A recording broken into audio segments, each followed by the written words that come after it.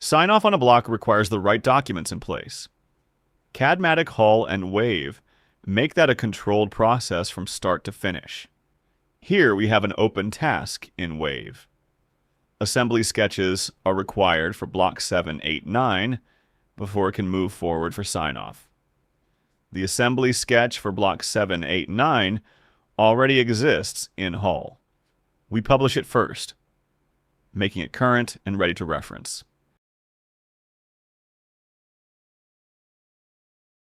Now we open Wave document requests directly inside Hull.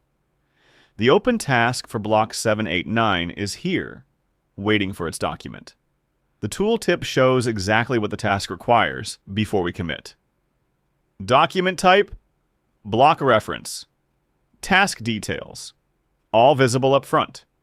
We search. Check the document details. Confirm it is the right one and link it. Now the document is linked with revision details, status. All required information confirmed. Mark the data complete.